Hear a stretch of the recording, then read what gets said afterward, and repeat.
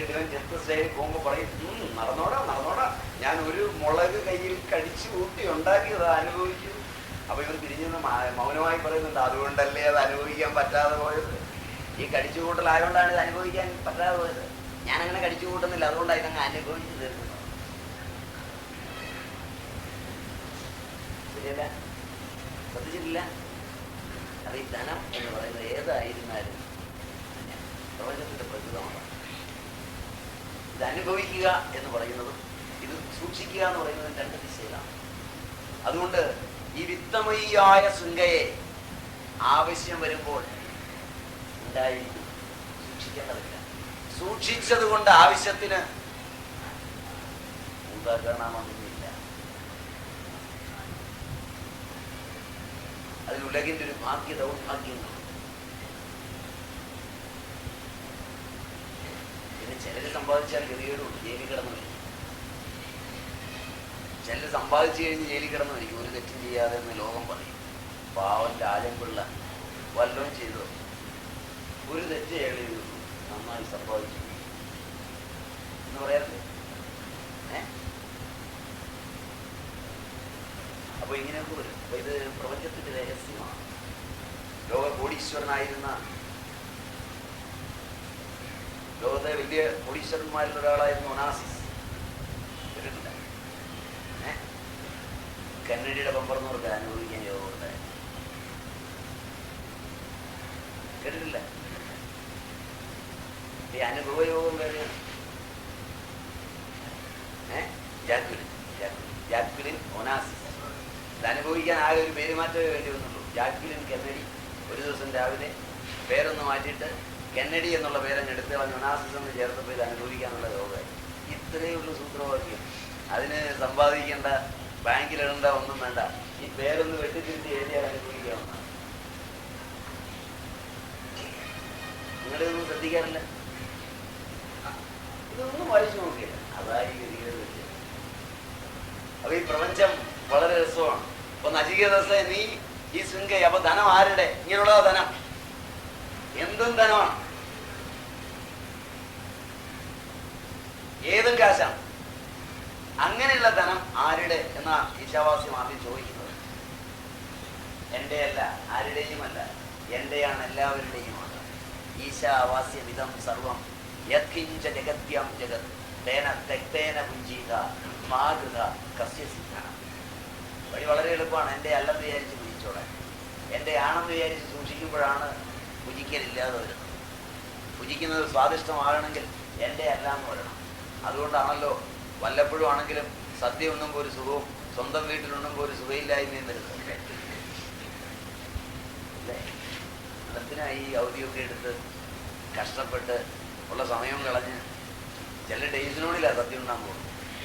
എന്താ കാരണം? ഒരു സുഖമുണ്ട്. കാരണം നമ്മുടെ അല്ലല്ലോ. അല്ലേ? നമ്മുടെ ഉണ്ടായാൽ ഇത്രയും സുഖം കിട്ടില്ല. അല്ല, ഹോട്ടലിൽ കയറി നോക്കി വല്ലതും വാങ്ങിച്ചു തരുന്നത് കഴിക്കുന്ന മനസ്സമാനുണ്ടോന്ന് നോക്കി ബില്ല് പേ ചെയ്യുന്നത് ഓർമ്മ വരും. അല്ലേ? 4 കൂട്ടുകാരൊന്നിച്ച് കയറി കഴിഞ്ഞാൽ ബില്ല് പേ ചെയ്യുന്നത് മറ്റവനാണെന്ന് കണ്ടു കഴിഞ്ഞാൽ എന്ത് സ്വാദിഷ്ടമായിട്ടാ ഈ ബില്ല് പേ ചെയ്യുന്ന അടിയല്ല. കഴിച്ചിട്ടില്ല. ഇനിയിപ്പോ വല്ലവരുടെയും ചിലവരൊന്നും കഴിക്കുമോ? ഞങ്ങൾ വല്ലവരുടെയും ചിലവരേ കഴിക്കാറുള്ളൂ. അതുകൊണ്ടല്ലേ ഈ സൂത്രവാക്യം പറയുന്നത്. കാരണം കയ്യിലൊന്നുമില്ല. അത് പേയ്മെന്റ് ഒക്കെ കൂടെ ഉള്ളവരാണ്. അവരുടെ സുഖം നമ്മൾ നോക്കാറുമില്ല. അതല്ലേ ഇതിന്റെ ഈ സൂത്രവാക്യം. അച്ഛനും അമ്മയും കഷ്ടപ്പെടുന്ന കാലത്ത് പിള്ളേരായിരിക്കുമ്പോഴൊക്കെ അനുഭവിക്കുന്നില്ലേ? തുണി മേടിക്കാൻ പോകുമ്പോ എന്തൊരു തെരഞ്ഞെടുപ്പാണ്. അതെനിക്ക് വേണ്ട, അത് വേണമെങ്കിൽ അമ്മ എടുത്തു എന്നൊക്കെ പറഞ്ഞ് വഴക്കുണ്ടാക്കി വാങ്ങിക്കുക, ഇഷ്ടമുള്ളതുകൊണ്ട് തയ്പ്പിക്കുക, ചെത്ത് സ്റ്റൈൽ നടക്കുക. ആദ്യത്തെ ശമ്പളം മേടിച്ച് കഴിയുമ്പോൾ സ്വഭാവമാണ്. പിന്നെ തന്നെ താൻ തയ്ക്കാൻ നോക്കും. ശരിയല്ലേ? ധാരാളിയായ മക്കളും മറ്റും ശമ്പളം അങ്ങോട്ട് പറ്റിത്തിറങ്ങുമ്പോ, എടാ മോനെ, വളരെ ബുദ്ധിമുട്ടാണല്ലോടാ, 1-ാം തീയതി ആയില്ലടാ, ഒരു 50 രൂപ. അയ്യോ, അത് അവിടെ കൊടുത്തു, ഇവിടെ കൊടുത്തു, ഇവിടെ കൊടുത്തു. ഇല്ല രാജില്ല. ഫീസ് ചോദിക്കാൻ ചെന്നപ്പോഴാ നാളെയാകാന്ന് പറയുമ്പോ തന്റെ തെരുവ് പറഞ്ഞവനാണ് 10 രൂപ ചോദിച്ചാലില്ലെന്ന് പറയും. ശരിയല്ലേ? ശരിയല്ലേ? ശരിയല്ലേ? അപ്പൊ എന്റെ എന്ന ബോധമെല്ലാം ദുഃഖമാണ്. അന്യന്റെ അനുഭവിക്കുന്ന കാലത്തെ സുഖമുള്ളൂ. ഓ 11 മണിയായി അല്ലേ? ഇന്ന് 11:30 വരെ ഇരിക്കുക. കാരണം ക്ലാസ്സിലേക്കാണ് പോകണ്ടേ. ഞാൻ പറഞ്ഞിട്ട് അവർ വെച്ചതല്ല. ഞാൻ അവരോട് പറഞ്ഞിരുന്നത് 12:30 സമയം. 12 മണിന്ന് അവർ വെച്ച് നോട്ടീസ് അടിച്ച നിലയ്ക്ക്, പേര് വെച്ചിട്ടുള്ള നിലയ്ക്ക് നിങ്ങളുടെ അടുക്കൽ പറഞ്ഞ് മനസ്സിലാക്കി പോകാമെന്ന് വെച്ചാൽ. കാരണം പേര് വെച്ചിട്ട് ആളുകൾ അവിടെ നിൽക്കുമ്പോൾ, നിങ്ങളെപ്പോലെ തന്നെ അവിടെയും വന്ന് കുറേ പേര് നിൽക്കുമ്പോൾ അവരുടെ കഷ്ടപ്പാട് ഓർത്തിട്ട് നേരത്തെ പോയേക്കാമെന്ന് വെച്ചാൽ. അതുകൊണ്ട്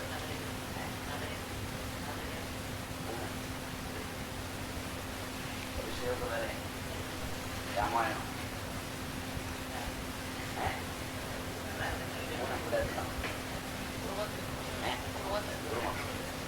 അതുകൊണ്ട് അവസാനിക്കും. ഓം സഹനാവവതു സഹനൗ പുനക്തു സഹ വീര്യം കരവാവഹൈ തേജസ്വിനാവധീതമസ്തു മാ വിദ്വിഷാവഹൈ. ഓം ശാന്തി ശാന്തി.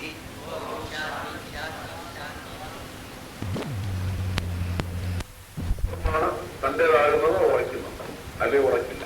അപ്പൊ ആ നിലയിൽ വളരെ ശ്രദ്ധേയമായ ഒരു തലം കൂടി നചികേതസ്സിലൂടെ നമുക്ക് കാഴ്ചവെക്കുന്നുണ്ട്. അത് മുന്നോട്ട് കാണാം. അപ്പൊ ഇവിടെ അല്ലയോ നചികേതസ്സേ, നീ എന്നോട് മറ്റു വരങ്ങൾ ഏതെങ്കിലും ചോദിക്ക് എന്ന് പറയാൻ തുടങ്ങുന്നതിന്റെ ഭാഗമായി പറയുകയാണ്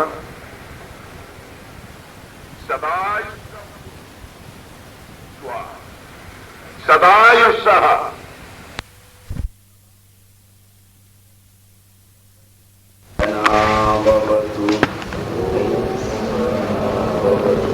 സഹനൗ പുനർതു സഹ വീര്യം കരവാവഹൈ തേജസ്വിനാവധീതമസ്തു മാ വിദ്വിഷാവഹൈ. ഓം ശാന്തി ശാന്തി.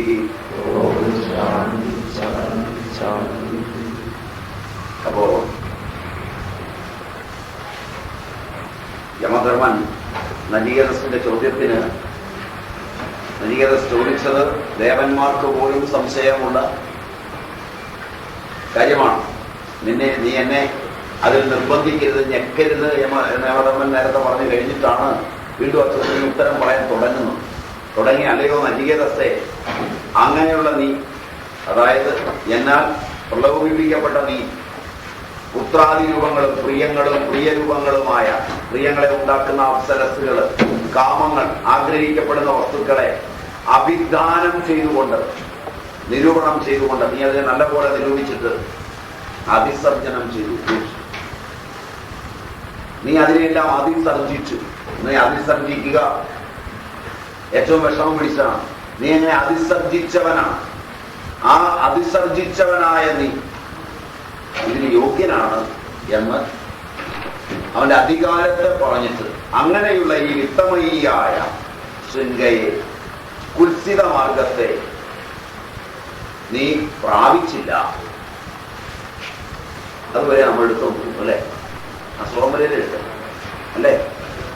വീണ്ടും ദൂരമേ ദേവി വിപരീതേ വിശൂചി അവിദ്യായാച വിദ്യേതി ജ്ഞാതാം വിദ്യാഭീത്സിനം നചികേതസം മന്യേ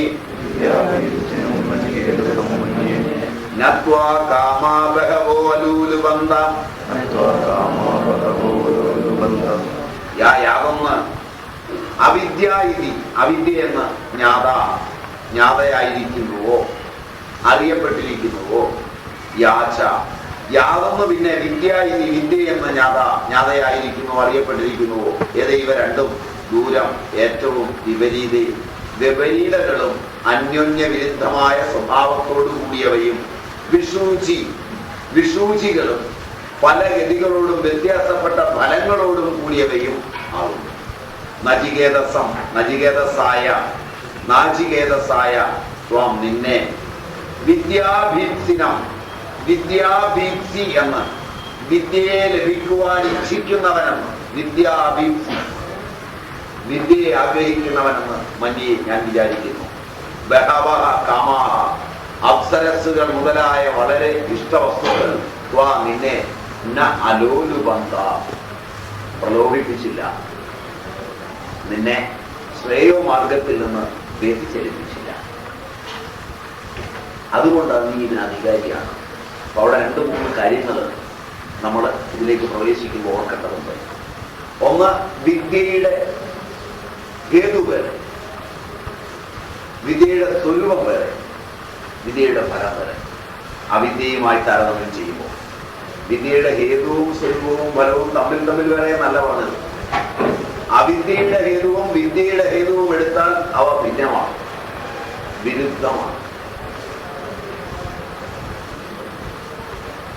അങ്ങേയറ്റം വിരുദ്ധവും വിപരീതവും വിഭിന്നവുമാണ് വിദ്യാവിദ്യകളുടെ ഹേതു. വിദ്യാവിദ്യകളുടെ സ്വരൂപവും അത്യന്തം ഭിന്നമാണ്. വിദ്യാവിദ്യകളുടെ ഫലവും അത്യന്തം. ഇവ തമ്മിൽ ഒന്നിച്ചിരിക്കുന്നത് അതുകൊണ്ട് സാധ്യം. ഇവയെ ഒന്നിച്ചിരുത്താമെന്നാണ് നമ്മൾ ഗവേഷണം ചെയ്യുന്നത്. ഒരിക്കലും ഒരുമിച്ചിരിക്കാത്ത, ഒരുമിച്ച് ഒരേ ഫലം തരാത്ത അവിദ്യ എന്നും ദുഃഖം തരുന്നതാണ്, വിദ്യ എന്നും ആനന്ദം തരുന്നതാണ്. എന്റെ തമ്മിലുള്ള ആ അന്തരം നോക്കുക.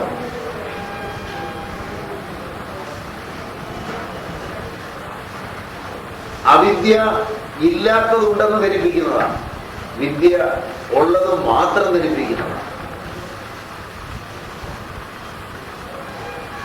അവിദ്യ ബഹുശാഖാന്വിതമാണ്, വിദ്യ ഏകമാണ്. അവിദ്യ ബന്ധനം ഉണ്ടാക്കുന്നതാണ്, വിദ്യ ബന്ധനം നശിപ്പിക്കുന്നതാണ്. അത്യന്ത വിരുദ്ധമാണ്. അത് ഒരുമിച്ചിരുത്താവുന്ന ആധുനികരായ ആളുകളെല്ലാം കണ്ടെത്തി കഴിഞ്ഞിട്ടുണ്ട്. അതുകൊണ്ടാണ് ഈ ചിന്തകളെ തമ്മിൽ സമന്വയിപ്പിക്കുന്ന ഒരിടമുണ്ടെന്ന് ഇവരെല്ലാം പറയുന്നത്. അങ്ങനെ ഒരിടമില്ല.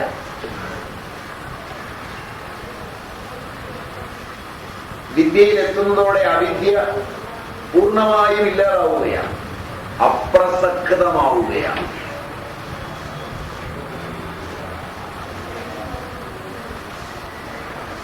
അപ്രസക്തമായതിലൂടെ ഉൾക്കൊണ്ട് പ്രസക്തമായതിലെത്തുമെന്നും അവിടെയില്ല. സമാജത്തിൽ എപ്പോഴെങ്കിലും പ്രസക്തമായ ഒന്ന് കണ്ടെത്തുവാൻ അപ്രസക്തമായതിനെ തള്ളിയെത്തിയിട്ടുണ്ടെങ്കിൽ ആ ബോധം അപ്പോൾ സമാജത്തിലെ മുഴുവൻ ജനതയ്ക്കും ഒരുമിച്ച് കിട്ടുകയാൽ ആ ഒരാൾ തള്ളിയ വസ്തു അയാൾ തള്ളിയതുപോലെ തള്ളിത്തന്നെ വേണം പഠിക്കാനെന്നില്ല, അവിടുന്ന് തുടങ്ങാം. അതിനാ വികാസം എന്ന് പറയുന്നത്. ശാസ്ത്രലോകത്ത് ഒരു ഭൗതിക സത്യം കണ്ടെത്തി കഴിഞ്ഞ് ഒരിക്കൽ ഏതെങ്കിലും ഒരു സ്ഥലത്ത് അത് തെറ്റാണെന്ന് ഒരു പ്രാവശ്യം തെളിയിച്ചാൽ ലോകരുടെ മുഴുവൻ മനസ്സിൽ തെറ്റാണെന്ന് തെളിയിക്കും. പിന്നെ വീണ്ടും ആ തെറ്റ് പഠിച്ചിട്ട് വേണം ശരി പഠിക്കാനെന്ന് പറഞ്ഞ് ആരെയെങ്കിലും പഠിപ്പിക്കുന്നുണ്ടെങ്കിൽ അത് വെസ്റ്റേൺ ഇൻട്രസ്റ്റ് മാത്രം. കാരണം ശരിയല്ല എന്ന് പറഞ്ഞൊരെണ്ണം പഠിക്കേണ്ട ആവശ്യമില്ല, ശരിയെന്ന് പഠിച്ചാൽ മതി. ശരിയല്ല എന്ന് പറഞ്ഞൊന്ന് പഠിച്ച് ശരിയല്ലാത്തത് ഉൾക്കൊണ്ടിട്ട് വേണം നാളെ നീ ശരി ഉൾക്കൊള്ളാൻ. അങ്ങനൊന്നുമില്ല. ഞാൻ തോന്നുന്നു പഠിപ്പിക്കുകയല്ല, അല്ലേ? അങ്ങനെ ഞാൻ തോന്നുന്നു പഠിപ്പിക്കലല്ല. ആദ്യം ഭൂമി ഉരുണ്ടതാണെന്ന് പറഞ്ഞാൽ നമുക്ക് മനസ്സിലാവില്ല. അതുകൊണ്ട് ഭൂമി പരന്നതാണെന്ന് പഠിച്ചിട്ട് വേണം പിന്നെ പരപ്പ് ഒഴിവാക്കി ഉരുണ്ടതാക്കാൻ. അങ്ങനെ ഒരിക്കലും ഉരുണ്ടതാക്കാൻ പറ്റില്ല. ആദ്യം ചെറിയ ബോധം അതുപോലെ തന്നെ കിടക്കും. അവിടെ പഠനം നടക്കില്ല. ഒരിക്കലും ഉരുണ്ടതാണെന്ന് എവിടുന്നെങ്കിലും ഒരിടത്തുനിന്ന് ധാരണ ലോകത്തിന് കിട്ടുകയും ആ ധാരണ ശരിയുമാണെങ്കിൽ എല്ലാവർക്കും ആ ധാരണ ഉണ്ടാവും. ശരിക്കെല്ലാം സമഷ്ടി ധാരണയാണ്, തെറ്റിനെല്ലാം വ്യക്തി ധാരണ മാത്രമേ ഉള്ളൂ. എവിടെയെല്ലാം സമഷ്ടി ധാരണയിലേക്ക് എത്തുന്നുവോ അതിലെല്ലാം ശരി കൂടുതൽ.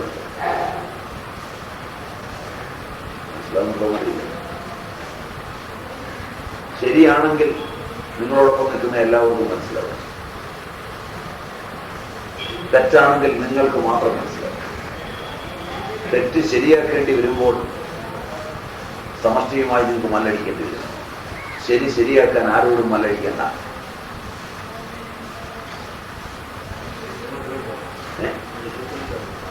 ഏറ്റുമുട്ടലില്ല, ശരിക്കൊന്നും ഏറ്റുമുട്ടലില്ല. ശരി പറഞ്ഞവർക്കൊന്നും ഏറ്റുമുട്ടേണ്ടി വന്നിട്ടില്ല. അത് നമ്മളെ തെറ്റിദ്ധരിപ്പിക്കുന്നതാണ്. അവർക്ക് ഏറ്റുമുട്ടേണ്ടി വന്നത് മറ്റു ചില കാര്യങ്ങൾക്കാണ്. വേറെ ചിലരുടെ തെറ്റ് അവർ തെറ്റാണെന്ന് പറഞ്ഞതിലാണ് ഏറ്റുമുട്ടൽ. അല്ലാതെ അവർ ശരി പറഞ്ഞതിൽ ആർക്കും ഏറ്റുമുട്ടലില്ല. ശരി പറഞ്ഞ് നമുക്ക് കടന്നു പോകാം, അതിനാരും ഏറ്റുമുട്ടില്ല. നമ്മൾ വഴിയെ ശരി പറഞ്ഞു കഴിഞ്ഞാൽ അവരും തലവലിക്ക് സമ്മതിക്കും ശരിയാണോ, അതുകൊണ്ട് അവർക്ക് വിരോധമില്ല. പക്ഷെ അവർ ചില തെറ്റ് പറഞ്ഞിട്ടുണ്ട്, അത് നിങ്ങൾ കണ്ടിട്ടുണ്ട് എന്ന് വരുമ്പോഴാണ് അവരുടെ ജീവിതം മുടക്കുന്നു എന്നുള്ളതിലാണ് എതിർപ്പ്. അല്ല, ലോകത്ത് മഹാപുരുഷന്മാരാരും ശരി പറഞ്ഞിട്ട് കൂട്ടിലിടുവോ കുരിശി തറയ്ക്കുവോ അമ്പയിലോ ഒന്നും ചെയ്തിട്ടില്ല. അവരുടെ ശരി അവർ ഉറക്കെ പറഞ്ഞ് കടന്നു പോകുന്നതിനിടയിൽ നിങ്ങളുടെ തെറ്റാണെന്ന് കൂടി പറഞ്ഞപ്പോഴാണ്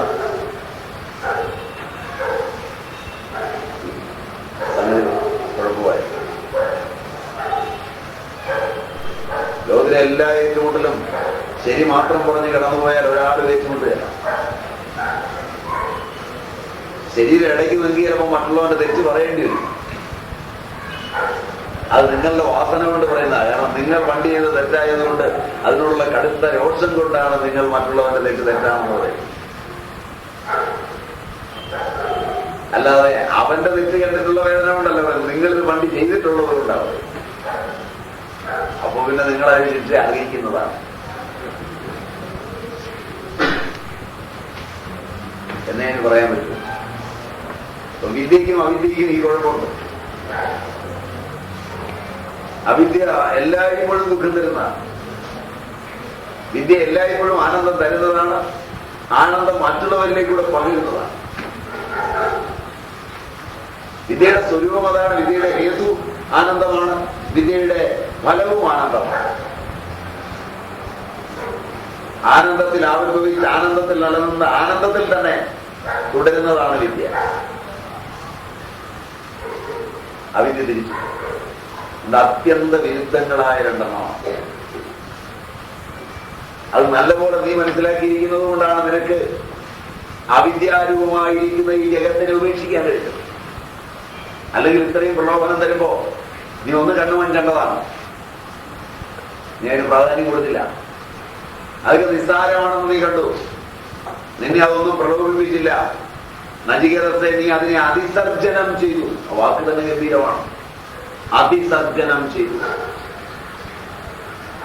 നീ അതിനെ അതിസർജനം ചെയ്തു. അതുകൊണ്ട് ഞാൻ വിചാരിക്കുന്നു നീ ഇതിന് യോഗ്യനാണെന്ന്.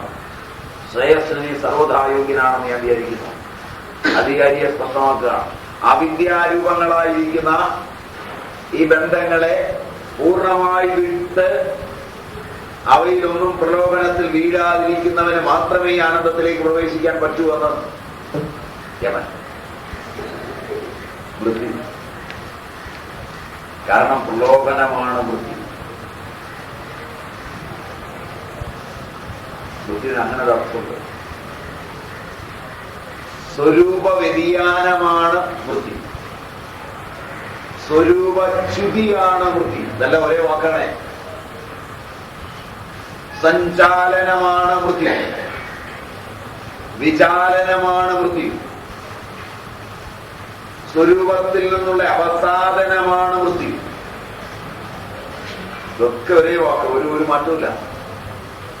എങ്ങനെ? ഇപ്പൊ വാക്ക് മാത്രമേ ആകുന്നുള്ളൂ. അപ്പൊ എങ്ങനെ?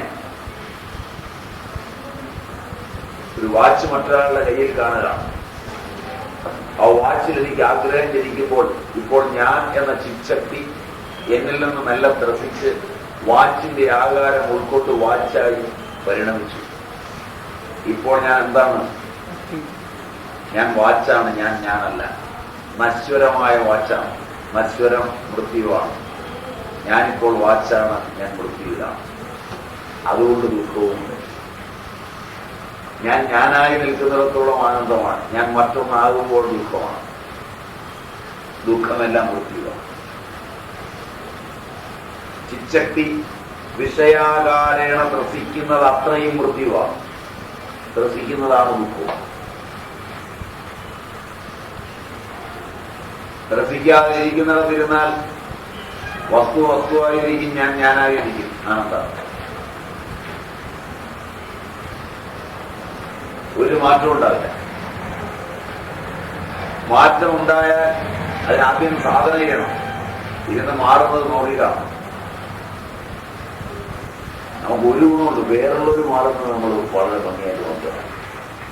നമ്മൾ ചെത്ത് സ്റ്റൈലില് കുടുംബമൊക്കെ ഇട്ട് വരുമ്പോഴത്തേക്ക് മറ്റവൻ അത് നോക്കി അവനിൽ പ്രലോഭനം ഉണ്ടാകുന്നത് നമുക്ക് കാണാൻ പറ്റുന്നുണ്ട്.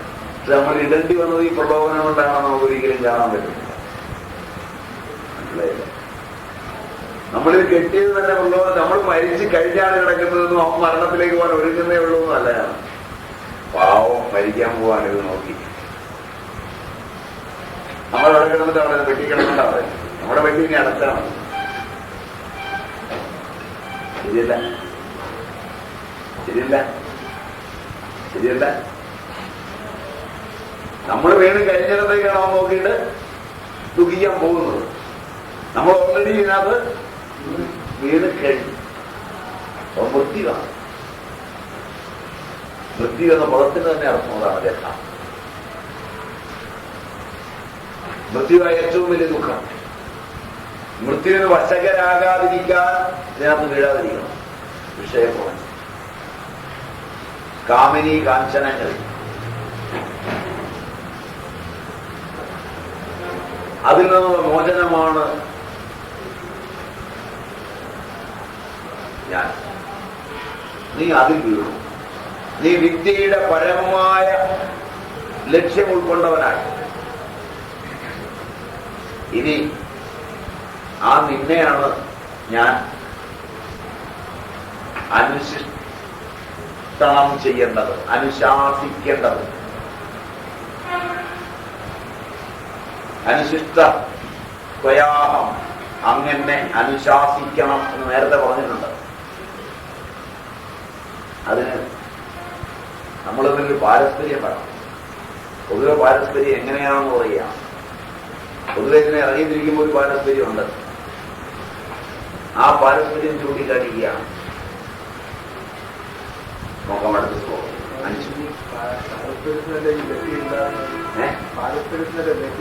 വ്യഥ പാരസ്പര്യത്തിൽ ഒരിക്കലും ഉണ്ടാവില്ല. പാരസ്പര്യത്തിലല്ല വ്യഥ ഉണ്ടാകുന്നത്, പ്രിയത്തിലാണ് വ്യഥ ഉണ്ടാകുന്നത്. പാരസ്പര്യത്തിൽ ഒരാൾ മറ്റൊരാളിൽ ലയിക്കുന്നുണ്ട്, അതുകൊണ്ട് വ്യഥയില്ല. പാരസ്പര്യത്തിൽ അച്ഛന്റെ സുഖമാണ് മകന്റെ ലക്ഷ്യം. മകനും അച്ഛനുമായുള്ള പാരസ്പര്യം. മകന്റെ സുഖമാണ് അച്ഛന്റെ ലക്ഷ്യം. അതിൽ രണ്ടുപേരും ഹിതകാംക്ഷികളാണ്, ഹിതം മാത്രം നോക്കുന്നവരാണ്. പ്രിയമാണ് അച്ഛനും മകനുമായുള്ള ബന്ധത്തിന്റെ അളവുകോലെങ്കിൽ അച്ഛൻ ആഗ്രഹിക്കുന്നത് മകൻ എന്റെ ഇഷ്ടത്തിന് നീങ്ങണം. എന്റെ ഇഷ്ടത്തിന് നീങ്ങാത്തതെല്ലാം മകന്റെ അധർമ്മം, എന്റെ ഇഷ്ടത്തിന് നീങ്ങുന്നതെല്ലാം ധർമ്മം. ഇപ്പോൾ എന്റെ ഇഷ്ടം ഇന്നതാണ്, മകൻ പോയി അത് ചെയ്യണം. അത് ചെയ്തു വന്നു കഴിഞ്ഞപ്പോൾ മകൻ എനിക്ക് പ്രിയങ്കരനായി, നല്ലവനായി. അതിന്റെ പരാജയം മകന് ഞാനും കൂടെ ഏറ്റുവാങ്ങേണ്ടി വരുമ്പോൾ അത് മകൻ ഏറ്റെടുക്കണം. ചെയ്തത് അവനാണ്. ഞാൻ പറഞ്ഞാലും അങ്ങനെ അവൻ ചെയ്തുകൂടാ. ആലോചിക്കണ്ടേ, എന്നല്ലേ ബുദ്ധി വെച്ചിരിക്കുന്നത്. അത് പാരസ്പര്യമല്ല, തമ്മാടിത്തരമാണ്.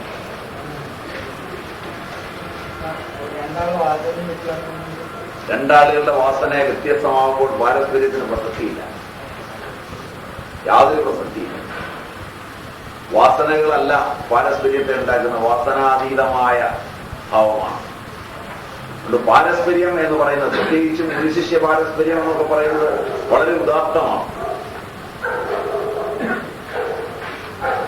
അതൊരു അഡ്ജസ്റ്റ്മെന്റ് നമ്മൾ ഈ പറയുന്ന സാധനം, പ്രിയം കൊണ്ടുള്ളൊരു അഡ്ജസ്റ്റ്മെന്റ്. അതിന് പാരസ്പര്യം എന്ന് പറയാൻ പറ്റും. പാരസ്പര്യം എന്ന് പറയുന്നത് ആത്മാവിന്റെ ചക്ഷുസ്സാണ്. നേരത്തെ നമ്മൾ പറഞ്ഞിട്ടുണ്ടെന്നു, ഐ ഓഫ് ദ സോൾ. അവിടെ ഹിതം മാത്രമേ ഉള്ളൂ. അവിടെ മകൻ ഇല്ലാതാകും. അച്ഛനെ സംബന്ധിച്ച് അച്ഛൻ ഇല്ലാതാകും, മകനെ സംബന്ധിച്ച് ഞാൻ മാത്രം. അപ്പൊ അവിടെയാണ് ഇന്ന് ലോകം പരിതപിക്കുന്നത്. ലോകത്തിന്റെ ഇന്നത്തെ പ്രശ്നം ഈ പ്രിയമൊക്കെ പഴയ വാക്കെടുത്ത് പാരസ്പര്യം എന്ന് പറയാ. അത് ഈ നോവലും സിനിമയൊക്കെ നിങ്ങൾ കണ്ട അഹം ബ്രഹ്മാസ്മി അങ്ങനെയൊക്കെ സിനിമയും നോവലും ഒക്കെ ഇറങ്ങി അതിൽ ഈ പദങ്ങളൊക്കെ ഉപയോഗിച്ച് പുതിയ അർത്ഥങ്ങൾ ഈ പദങ്ങൾക്ക് വന്നു. ഇല്ലേ? പഴയ ആ ഉപയോഗിച്ച ഉദാത്തത ഭാഷയ്ക്കുന്നില്ല. അല്പം കട്ടിയിലിരിക്കട്ടെന്ന് വിചാരിച്ച് പദങ്ങളൊക്കെ കാണാൻ പഠിച്ചിട്ട് ഞങ്ങളൊക്കെ പ്രഭാഷണത്തിന് വന്ന് ഉപയോഗിക്കും. വേണ്ടിടത്തായിരിക്കില്ല ഇത് ഉപയോഗിക്കുന്നത്. അതിന്റെ എക്സാക്ട് സ്ഫോടം പഠിച്ചിട്ടായിരിക്കില്ല. അതിന് സ്ഫോടം എന്ന് പറയും. ശബ്ദത്തിലൊരു ദേവതയുണ്ട്, അതിന്റെ ശാപമായി ജനത വാങ്ങിക്കുന്നു. ഉപയോഗിക്കേണ്ടിടത്തെ ഉപയോഗിക്കാവോ? നീ വേദാന്തം പറയാതിരിക്കടാ എന്ന് പറഞ്ഞാൽ വേദാന്തം പറയുന്ന സാധനം വളരെ മോശമായതല്ലേ? എത്ര ഉദാത്തമായ പദത്തെയാണ് പിന്നീട് എന്ന് കാലത്ത് തന്നെ വേദാന്തം മനസ്സിലാവുക. അവൻ പിന്നെ അത് പഠിക്കാൻ പോയാലൊരു പ്രയോജനം ഉണ്ടാവില്ല. അവനെ ആ ദേവത ശരിക്കും പറഞ്ഞു മനസ്സിലായി. അപ്പൊ പദങ്ങൾക്ക് ഇങ്ങനൊരു കുഴപ്പമുണ്ട്. പദങ്ങൾ അതിന് ഏറ്റവും പറ്റിയ സ്ഥലത്ത് മാത്രം ഉപയോഗിക്കണമെങ്കിൽ പദാധിഷ്ഠിതമായ സരസ്വതിയുടെ സ്ഫോടദേവതയുടെ മഹദനുഗ്രഹം വേണം. വാക്ക് ഉപയോഗിക്കാൻ പറ്റണമെങ്കിൽ അതില്ലെങ്കിൽ പറ്റില്ല. അങ്ങനെയുള്ളവൻ വാക്ക് ഉപയോഗിച്ചാൽ എന്നും ഉത്തമമായി. അതിനാണ് ഉപാസന എന്ന് പറയുന്നത്. കാരണം അവന്റെ ഉള്ളിൽ നിന്ന് വരുന്ന ഓരോ ശബ്ദവും ഗാംഭീര്യമുള്ളതായി. നമ്മൾ ഈ വാക്കുകളെല്ലാം എടുത്ത് ആവശ്യമുള്ളിടത്തും ആവശ്യമില്ലാത്തിടത്തും എല്ലാം പ്രയോഗിക്കുമ്പോൾ ശ്രദ്ധിക്കാറില്ല. നമ്മൾ നമ്മുടെ താൽക്കാലിക ജീവിതത്തിന്റെയും അഡ്ജസ്റ്റ്മെന്റിന്റെയും ഭാഗമായി ഏതും എടുത്ത് പ്രയോഗിച്ചു പോയി. തൽക്കാലം ഇത് കൂടുതലുള്ള ചില്ലറ വാങ്ങിക്കുക, വീടിന്റെ കഴുക്കോൽ ഒരു വീട്ടിൽ കഞ്ഞിമായി കേൾക്കുക എന്ന് പറയില്ല. നമ്മളുടെ തറവാടിന്റെ കഴുക്കോലാണ് ഈ ഉദാത്തങ്ങളായ വാക്കുകൾ. അതൊരു സംസ്കൃതിയിലൂടെ രൂപാന്തരപ്പെട്ടു വന്ന ഒരു ദിവസം കൊണ്ടുവന്നല്ല ഈ ഭാഷ. അത് ഉപയോഗിക്കുമ്പോൾ, അത് അന്യനോട് പറയുമ്പോൾ അതിന് ഓരോന്നിനും ഓരോ സ്ഥാനമുണ്ട്.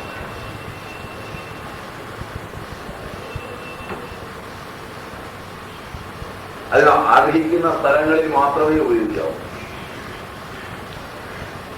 കോളേജില് കുറച്ച് പെൺകുട്ടികളുടെ വായി നോക്കി നടക്കുന്ന ഒരു വൃദ്ധനെ കണ്ടിട്ട് നിങ്ങൾ പറയാണ് അവന് കൃഷ്ണനാണെന്ന് പറഞ്ഞു കഴിഞ്ഞാൽ നിങ്ങൾ ആരെയാണ് ചിന്തിച്ചത്? കൃഷ്ണനെ. ആരെയാണ് നിങ്ങൾ വലുതാക്കി പറഞ്ഞത്? ശുദ്ധ തെമ്മാടിയായ വൃദ്ധനെ. ഇനി നിങ്ങൾക്ക് ആ സംസ്കൃതിയുടെ ഒരു പദവും കിട്ടാതെ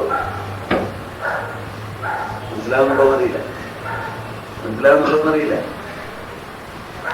ഇതൊക്കെ ഉപയോഗിക്കേണ്ടിടത്ത് ഉപയോഗിക്കണം. പദങ്ങൾക്ക് അർത്ഥമുണ്ടാക്കുന്നത് അതിൽ അധിഷ്ഠിതമായ ദേവതയിൽ നിന്നാണ്. ഓരോ പദവും ശ്രദ്ധാപൂർവമായ ഒരു മനസ്സോടുകൂടി മാത്രമേ ഉപയോഗിക്കാവൂ.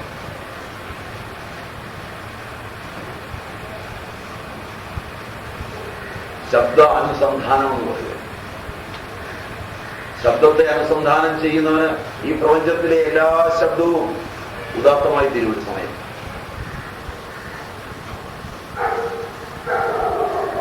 ശബ്ദങ്ങൾ നന്നായി ഉപയോഗിച്ച് പഠിക്കണം.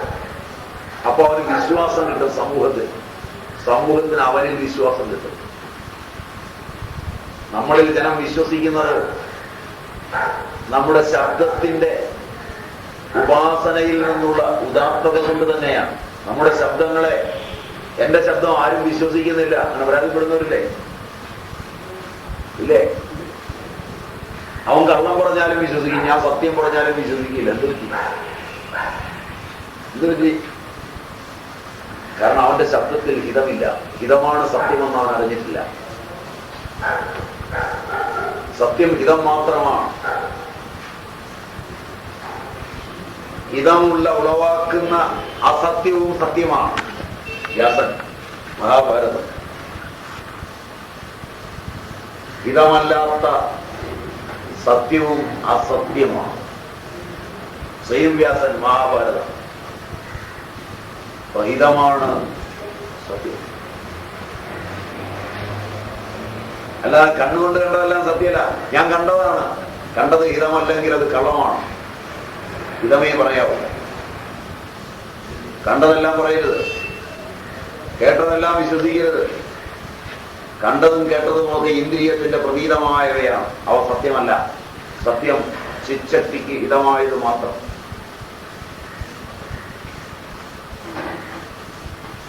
ഞാൻ മറ്റുള്ളവരുടെ ഹിതമൊന്നും പറയില്ല, ഞാൻ സത്യം പറയും. അത് ധാർഷ്ട്യത്തോടെ നമ്മൾ വിചാരിക്കും, അത് സത്യമല്ല, അത് ധാർഷ്ട്യമാണ്. ഹിതമാണ് സത്യം. ഹിതം സാരവത്തായി ഏതൊരുവൻ പറയുന്നുവോ അവന്റെ വാക്കിനെ ലോകം എന്നും വിശ്വസിക്കും. ലോകം അവനോടൊപ്പം എന്നും ഉണ്ടാവും. ഹിതമെന്ന് പറഞ്ഞാൽ അവന്റെ ചിച്ചക്തി വിലാസത്തെ പൂർണ്ണമായി അംഗീകരിക്കുന്നു. ഹിതം എന്ന് പറഞ്ഞാൽ അവനും ലോകത്തിനും പറയുന്നവനും യാതൊരു തരത്തിലും ദോഷമുണ്ടാവില്ല, ഉത്കർഷമുണ്ടാവില്ല. പ്രിയമല്ല ഹിതം, അപ്രിയവുമല്ല ഹിതം.